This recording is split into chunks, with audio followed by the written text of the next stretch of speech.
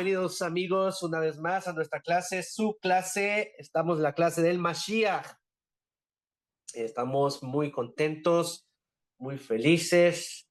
Hemos empezado otra vez un nuevo ciclo estudiando. Baruch Hashem, ya estamos de nuevo en nuestras clases normales, semanales. 2 veces por semana estudiamos nosotros. Quisiésemos estudiar más, pero tenemos más responsabilidades y más situaciones. En este caso, mi persona estudiando siempre con otros rabinos. Baruch Hashem, como mencioné, acabo de tener una smijá de Orah Haim, la halajá diaria. Estuve estudiando y hoy por hoy vamos a empezar la clase del Mashiach. Bien, vamos para allá. Queridos amigos, si no mal me recuerdo, en la clase anterior, siempre me gusta hacer un review, un repaso de todo lo que hemos visto. Hablamos con respecto a cómo se revela, cómo va a ser que se va a revelar el Mashiach. Hablamos si van a haber milagros o maravillas cuando haga esto el Mashiach posible. Hablamos también de las incontradicciones que puedan haber. Hablamos sobre las señales, si va a haber señales o no va a haber señales, qué tipo de señales pueden haber. Y hablamos también con respecto a identificar al Mashiach. Entonces, con respecto a esto, identificar al Mashiach, hablamos sobre Serach Bat Asher, una bonita historia de una niña que su longevidad fue por algo. Para aquellas personas que quieran saber esto, por favor, vayan al último video del Mashiach que hemos grabado, que por cierto está por ya salir. Entonces vamos a entender lo de hoy, de la clase de hoy. Ahora, como ustedes han de saber, la mayoría que han estado en esta clase y han estudiado conmigo ya años, siempre he dicho de que la vida judía, el día a día de un judío, se basa a través de la halajá. ¿Sí o no? Abran micrófonos. ¿Sí o no? Sí. Ok. Entonces, la halajá va a dar prácticamente a la persona judía cómo va a vivir su judaísmo. De tal manera, hay libros, hay sendos libros de halajá, y uno de ellos que estamos estudiando en esta clase es el Shulchan Aruch, ¿cierto? Otro libro que estamos estudiando, en este caso, es, bueno, para empezar, la Gemara establece, en el Talmud se establece cómo queda la halajá, pero más explícitamente el Shulchan Aruch, más detalladamente, sin tanto repaso de tanto rabino, este rabino dijo tal cosa, el otro rabino dijo tal otra, hasta donde queda la halajá y se fue establecida. Así es como nosotros vivimos hoy por hoy nuestro judaísmo. Entonces, es imposible, queridos estudiantes, enfatizar nuestro enfoque respecto al tópico de la Geulá, de la redención, con respecto a este asunto. O sea, no podemos establecer regularmente no se ha podido establecer. Y por ejemplo, es importante enfatizar que nuestro enfoque respecto al tópico de la redención, o sea, de la Geulá, debe ser semejante a nuestro enfoque de cualquier problema halágico.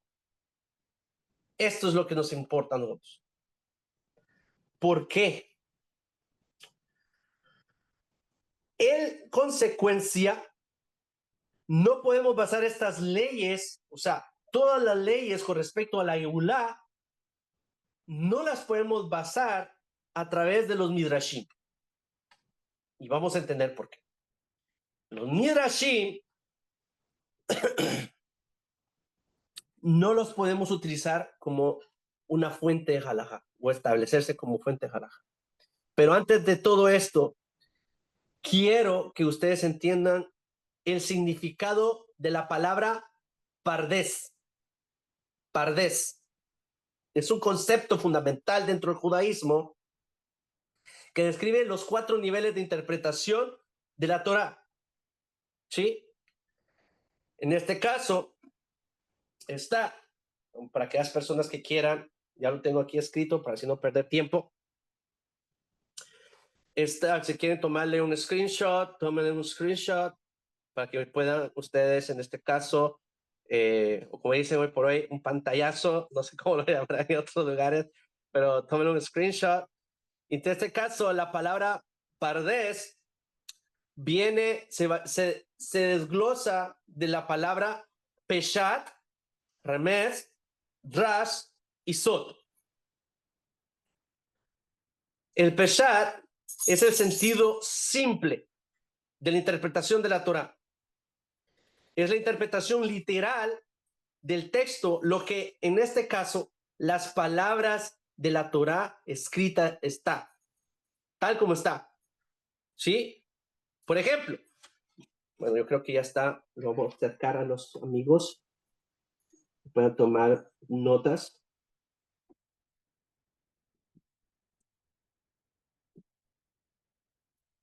¿Lo tienen, chicos, ahí? Voy a poner un poquito más lejos. Ok, perfecto.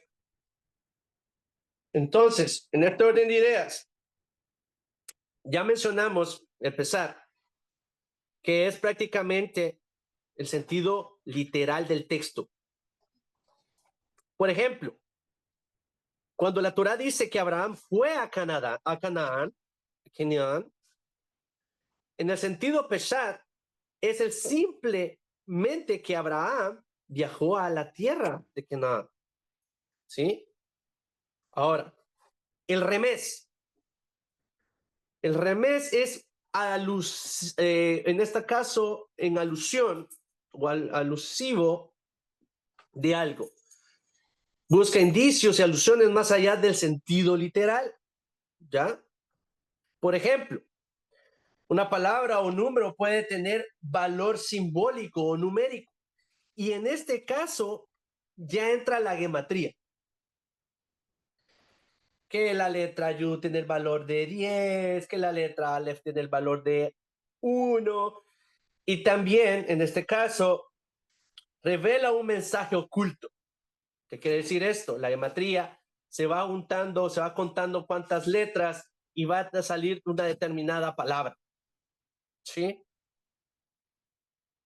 Ahora, al que vamos nosotros aquí ahora y el que estamos hablando, el drash. El drash o drash, la palabra drash es prácticamente lo que es la interpretación homilética o exegética de una interpretación en este caso. O sea, es la explicación midrashica de la Torah, que usan en este caso comparaciones, parábolas, enseñanzas morales divididas en el texto, o que están en el texto, o se extraen del texto. Por ejemplo, muchos jajamín, muchos sabios en este caso del Midrash encuentran lecciones éticas o morales o espirituales para una historia bíblica. ¿Sí? Ahora, el Sot. Y aquí estamos hablando ya un nivel secreto o de misterio. Más que todo, místico, místico de la Torah y cabalístico. Este es prácticamente, estamos hablando de lo que es el Zohar HaKadosh. ¿Sí? Zohar HaKadosh. Que buscan los secretos divinos, espirituales escondidos dentro de la Torah. Por ejemplo, muchos Mekubalim interpretan las letras, interpretan los nombres divinos y estructuras del texto como reflejo en el mundo espiritual, ¿sí? El Zohar habla en un lenguaje midrashico, ¿ya? También habla un lenguaje sentido simple, como es el Peshat. Habla un lenguaje en este remés también, ¿sí? Ahora, el conjunto de estas 4 interpretaciones de la Torah representa la profundidad infinita de la Torah, desde lo visible y racional hasta lo oculto y místico. Nuestros jajamim enseñan que solo los que dominan los niveles anteriores, en este caso, Peshat, Remez y Drash, pueden acercarse con tan tranquilidad y seguridad para poder estudiar el Sod, que ya estamos hablando cosas ya muy cabalísticas, ¿sí? Si tú no estás preparado en lo que estamos hablando en este caso de Peshat, Remez y Drash, no puedes estar estudiando Kabbalah. Punto. Porque te vas a perder. ¿Por qué? ¿Qué nos dice nuestro Jajamim? Porque el estudio de los misterios sin base sólida, o sea, sin una base con respecto a lo que hemos hablado de lo que es el Peshat, Remez y Drash, sin una de estas bases puede ser peligroso espiritualmente. Y hay un comentario de esto en la Gemara. No lo voy a traer a conclusión hoy porque no es relevante por lo de la clase del día de hoy. Entonces, hoy por hoy, ya que estamos hablando de los Midrashim, que no podemos establecer, no podemos en este caso establecer una halajá a través del Midrash, pero ¿qué es un Midrash? Entendámoslo un poquito más. Y vamos ahí. El Midrash es una colección de enseñanzas, explicaciones e interpretaciones de nuestros jajamim dentro del judaísmo sobre la Torah, los Nevi'im y los Ketuvim. Torah, Nevi'im, Ketuvim. A lo que hoy por hoy nosotros le decimos el Tanaj. ¿Sí? Ahora, la palabra drash proviene de la raíz hebrea dras o drash, que significa investigar, buscar, indagar, interpretar. Así, el midrash literalmente significa interpretación o búsqueda de un sentido, de algo. ¿Ya? ¿Cuál es el propósito del midrash? El propósito del midrash busca explicar versículos de la Torá más allá de su sentido literal, en este caso el Peshat, que ya hablamos. Muchas veces lo hace mediante parábolas, historias que nos traen a colusión los jajamim de antaño. Y comparaciones y enseñanzas de qué? De ética, de crecimiento de emuná y elevación espiritual. Ahora, los sabios usaban el midrash ¿con qué objetivo? ¿Para qué utilizaban el midrash? Lo utilizaban porque enseñaba valores morales y a incrementar la emuná en Hashem. ¿Sí? También lo ocupaban nuestros jajamín para resolver dificultades o contradicciones con respecto a ciertos textos bíblicos.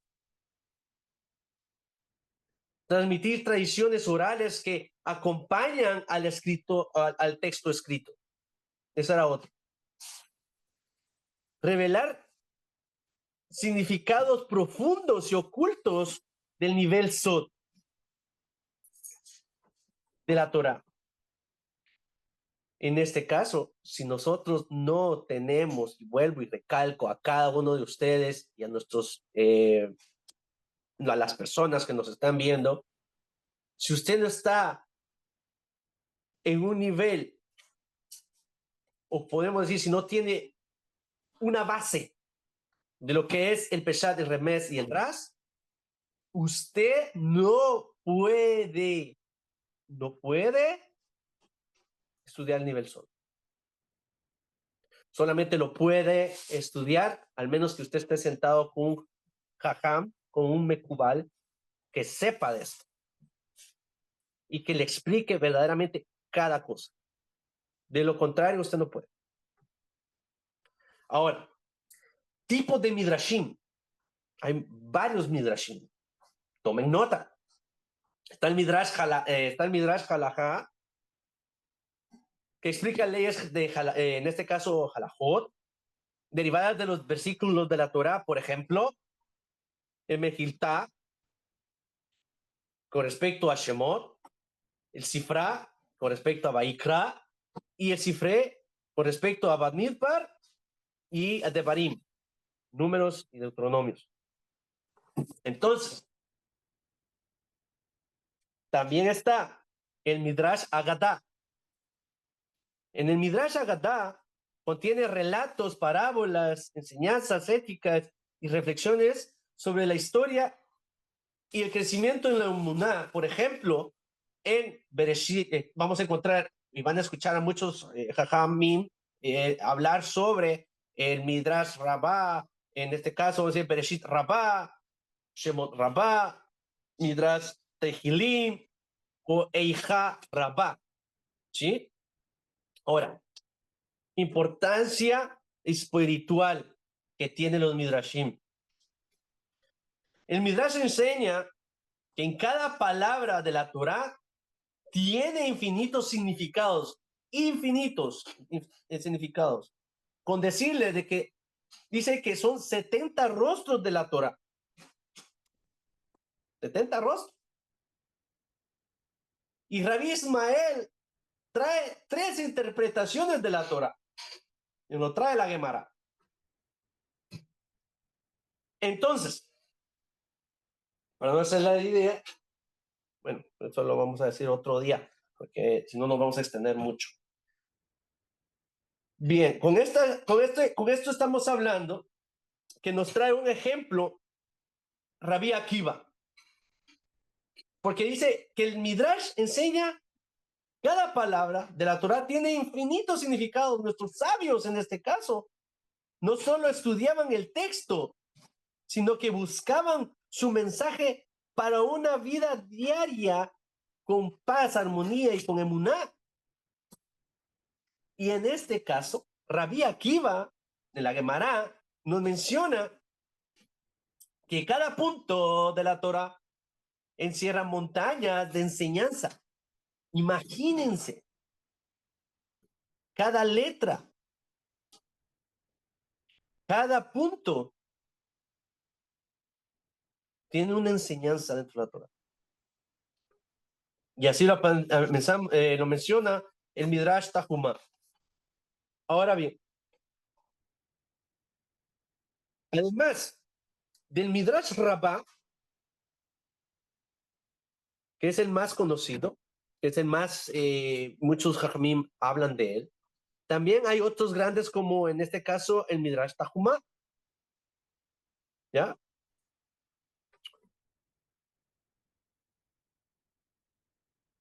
Ahora, vamos a ir desglosando el Midrash Rabbah.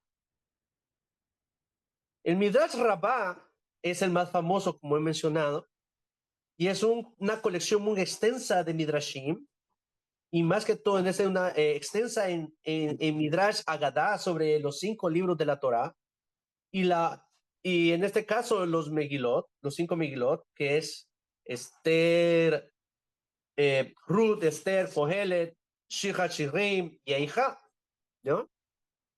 Incluso incluye en este caso Bereshit Rabbah, Shemot Rabbah, Vaikra Rabbah, Bamidbar Rabbah, de Barín Rabá y los Megilot. Ahora, el Midrash Tahumá, también llamado Yelamtenu, Midrash Yelamtenu, es una colección de Midrashim, ¿ya? Una colección de Midrashim sobre la Torá que está en este caso organizada por Parashot. Selecciones de, cuando decimos parashot, para aquellas personas que no están familiarizadas con el término hebreo parashot, son secciones semanales de la Torá que nosotros estudiamos cada semana y precisamente en Shabbat, ¿ya? Que la leemos, el Sefer Torah. Y es una colección, como mencioné, de Midrashim, de la Torá organizada por Parashot. Tiene un tono más homilético y ético, y muchas historias y enseñanzas morales a través de él. También es conocido, ¿por qué es conocido el Midrash Tahumá?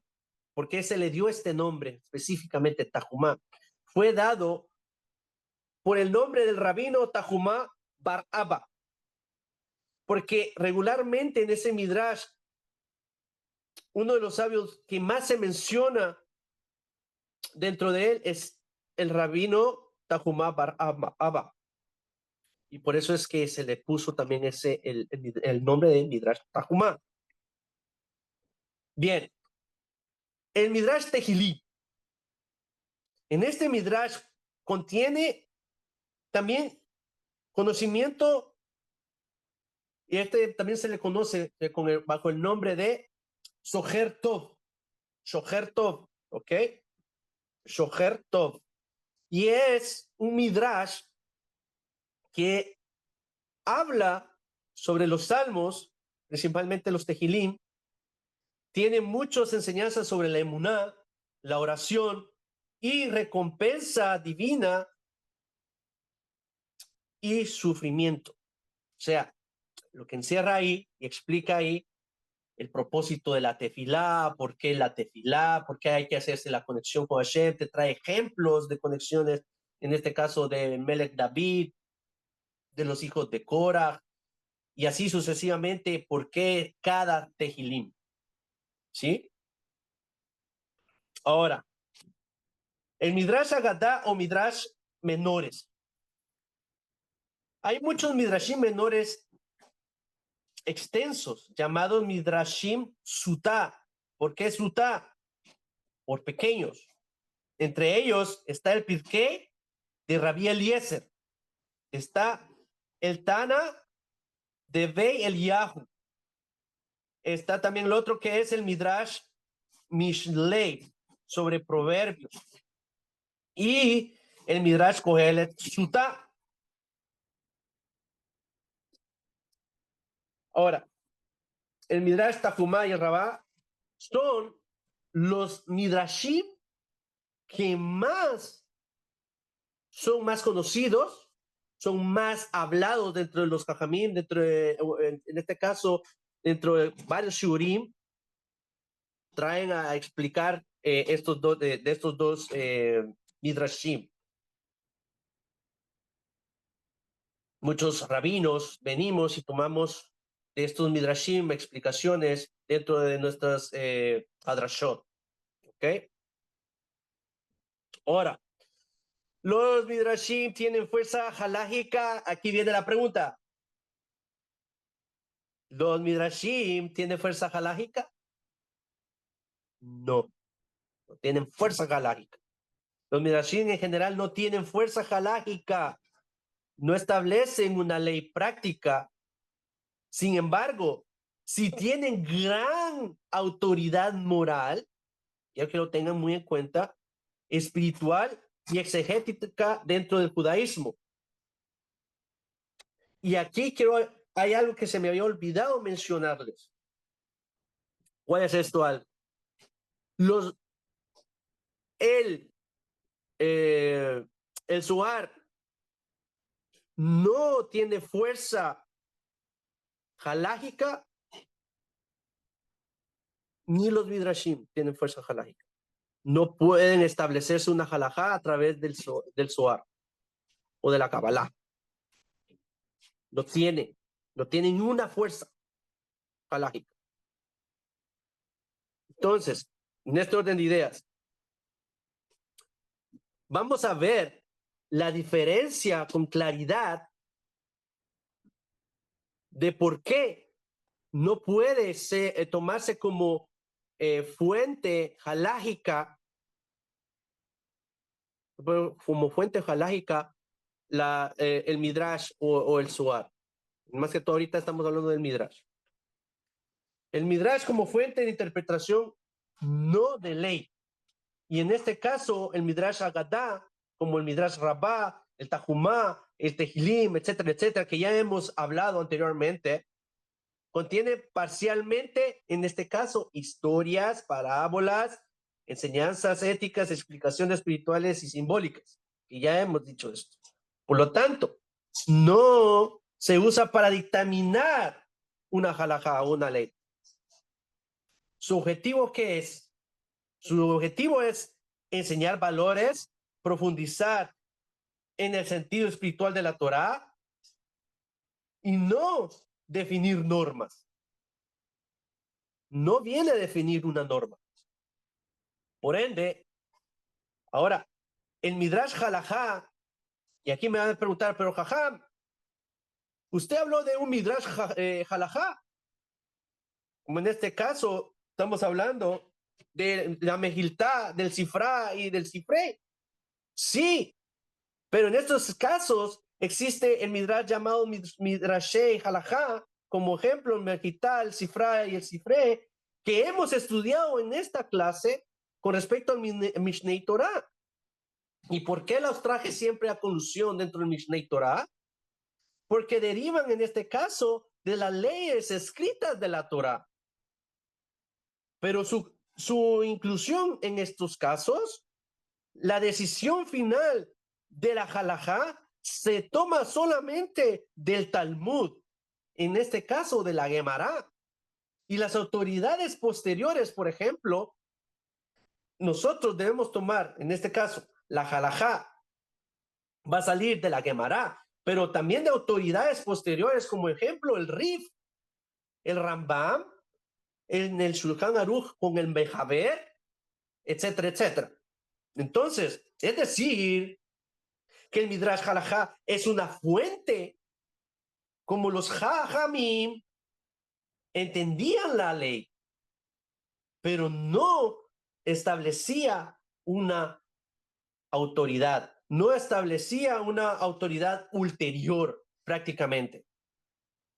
Entonces, el valor en el pensamiento judío, aunque no determina halajá, el Midrash, ¿moldea qué? Moldea la ética, a lo que nosotros los sefardim le decimos el musar, y a que nuestros hermanos hasídicos le llaman hasidismo. ¿Ya? Una es diferente a la otra. No voy a entrar en detalles en esto, pero sí voy a decir más o menos unos cuantos diferencias. Los hasídicos, en este caso el hasidismo, lo que dicen hasidismo, ellos mezclan y meten más Kabbalah dentro de su pensamiento, en este caso en el hasidismo, mientras que el sefardismo no. ¿Ya? Ahora, ¿qué sucede? El valor sobre el Midrash enriquece también el entendimiento de la Torah. Esto es bien importante saberlo. Es considerado parte, el Midrash es considerado parte, óigase, parte de la Torah Sheva al Pe, la Torah oral. Por eso, muchos jajamí, muchos rabinos, lo estudiamos y lo citamos en conclusiones de tema halágico. Perdón, no en conclusiones, sino que incluso en temas halágicos. como apoyo conceptual, moral, y no como fuente legal. Óigase, no como fuente legal, autoritaria, en este caso de establecer una halajá. Ya que entendimos esto, aunque no en este caso de lo del Midrashim, que aunque contiene la mayor parte de los secretos de la Torá, son a menudo metafóricos y difíciles de traducir en normas concretas. Son difíciles. Y por ello, las normas halágicas deben basarse en fuentes halágicas obligatorias para todo el pueblo judío. Cuando hablamos de una halajá, es que todo el mundo está de acuerdo en cómo se determinó esa halajá y toda la vivimos de esa misma manera. ¿Ya? Ahora, ¿por qué traje todo esto? Rabino, ¿por qué nos trajiste de aquí y nos hablaste todo este asunto para acá? Ajá, es un poquito aburrido, pero es importante para que tú entiendas a dónde quiero llegar. La única fuente halágica sobre la Geula es nada más y nada menos Maimónides, el Rambam, al cual nosotros estamos estudiando en esta clase. ¿Por qué? Cuyas posiciones son inequívocas, inequívocas, todas sus interpretaciones son inequívocas, todas sus posiciones y sus opiniones son inequívocas. Es un principio halágico aceptado por por todos sus comentaristas y todos sus comentaristas no están en desacuerdo con él. No hay ni uno solo que esté en desacuerdo con él. Se presume que están de acuerdo en este caso con él. Y sus conclusiones son obligatorias respecto a la redención, en este caso sobre la Geulá. Ninguna obra halágica está en desacuerdo con Maimónides. Todos están de acuerdo con él. El Rif, el Rambam, el Mejaber, etcétera, etcétera, cuyas normas son así aceptadas como definitivas. Por ejemplo, y traigo a colusión en este caso al Rabat, está de acuerdo con el Rambam. Rabbi Yosef Karo, el Mejaber, está de acuerdo con el Rambam. Y el Rabaz está de acuerdo con él. Entonces, ya hay 3 autoridades que están de acuerdo con él. Y por ende, se acepta como halajá esto. Ahora, nuestra Serach Bat Asher. Aquí voy a traer, ¿se recuerdan la clase anterior que sacamos a Serach Bat Asher? Maimónides dedica 2 capítulos al tema de la redención en su obra halágica Mishnei Torah. ¿Ya vieron cuán importante es estudiar el Mishnei Torah? ¿Cuán importante es? Para mí es uno de los rabinos más completos de la historia. Hasta se dice que no ha habido otro Moshe como Moshe ben Maimón. De Moshe a Moshe. Porque este rabino no solo fue rabino, fue médico, fue filósofo, astrólogo y muchas cosas más. Yo me quiero comprar una mi playera que vi por ahí del Rambam. Se trata de me la compro. Yo siempre me ha gustado estudiar Rambam. Es a lo que es. Él menciona las cosas como son, sin tanto rodeo. Entonces, aparece al fin de, en este caso, Ilhot Melahim, que es uno de los libros que escribió el Rambam en el Mishnei Torah, Leyes de Reyes. En su capítulo 11, Se refiere a la función del Mashiach, sus acciones, las etapas de su revelación midrash, de mesiánica, en este caso, de su revelación mesiánica, cómo va a ser que se va a revelar, o puede ser que se pueda revelar. Y está en el capítulo 12, el Ilhot Melahim, describe los días del Mashiach, cosa que ya hemos hablado en esta clase. Y trajimos las fuentes, con respecto a lo que opina el Rambam. Trae también a colusión la guerra de Gog y Magog, la llegada del Yahu Hanabí, cómo va a ser que va a venir el Yahu Hanabí, eso lo vamos a ver más adelante posiblemente, el profeta Elías, y cosas similares. Respecto a estos acontecimientos, Maimónides comenta. ¿Qué comenta Maimónides? Nadie sabe cómo será hasta que ocurran. O sea, en pocas palabras, él menciona ciertos aspectos halágicos que todos están de acuerdo, pero en final él menciona y dice, nadie sabe cómo será hasta que ocurran. Pero por eso es que estamos estudiando todas las fuentes, todo lo referente al Mashiach, que es bien importante saberlo. Y se van a dar cuenta por qué.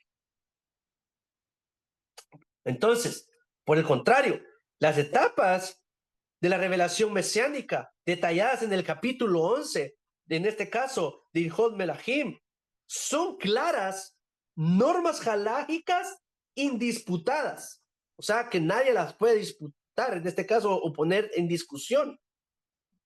Y así lo menciona también, y traigo aquí al Likutei Sihot, en el volumen 5 lo menciona en su página 149 y el volumen 15 del Likutei Sihot en su página 492 y en el volumen 19 del Likutei Sihot en su página 533.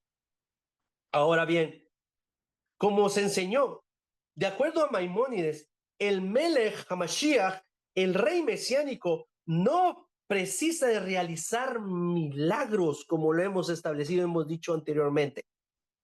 Más bien, la verdadera prueba de su identidad son su propia esencia, sus actos y en medio del pueblo de Israel, en medio de su pueblo judío, y su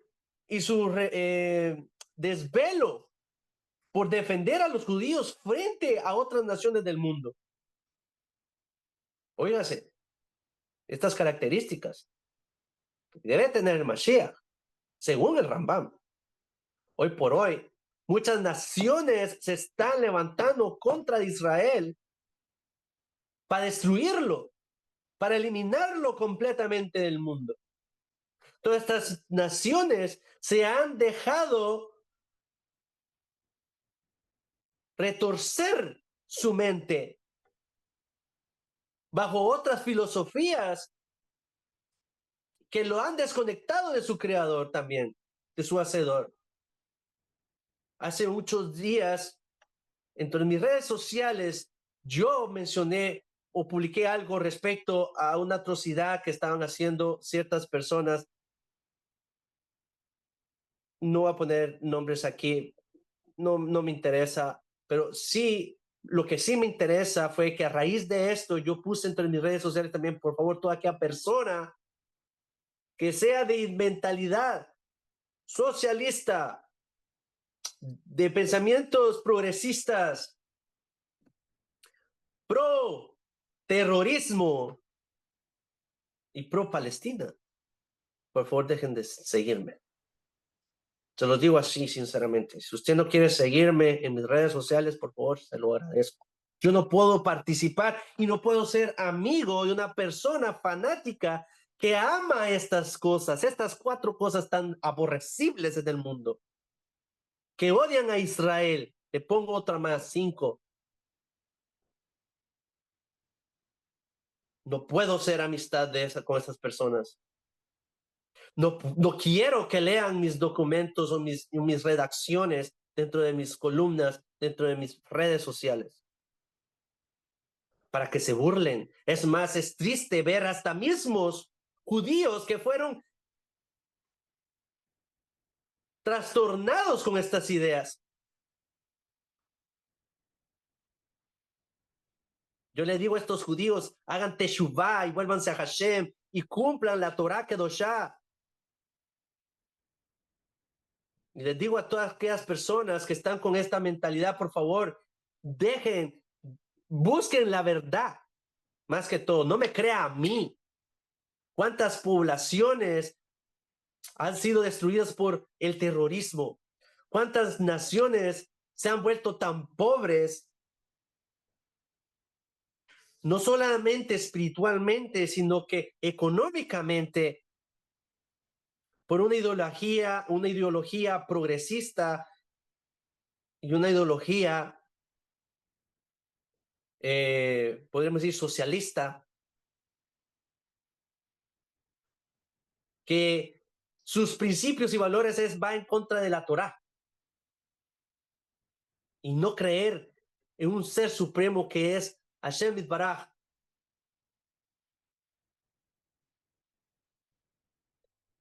Eso es muy importante que ustedes lo tengan muy en cuenta.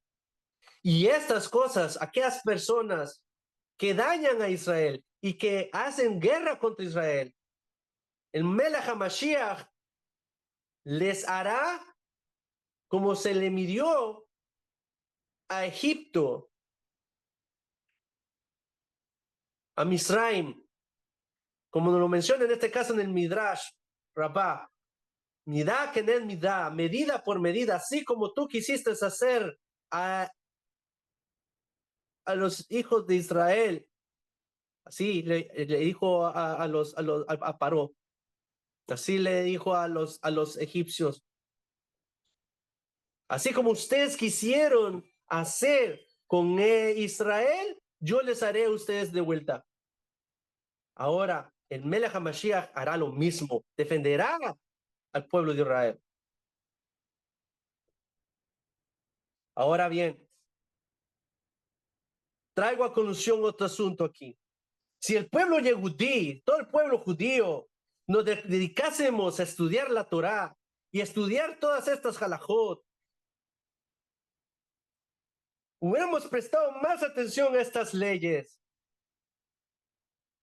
nos hubiéramos podido evitar muchas de las demoladores,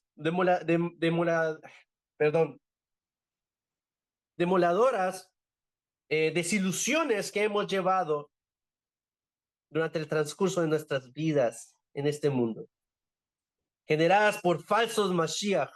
Y en este caso incluimos también a las naciones que se han ido detrás de falsos Mesías a lo largo de los siglos, porque estos imponen y aprovecharon, estos impostores aprovecharon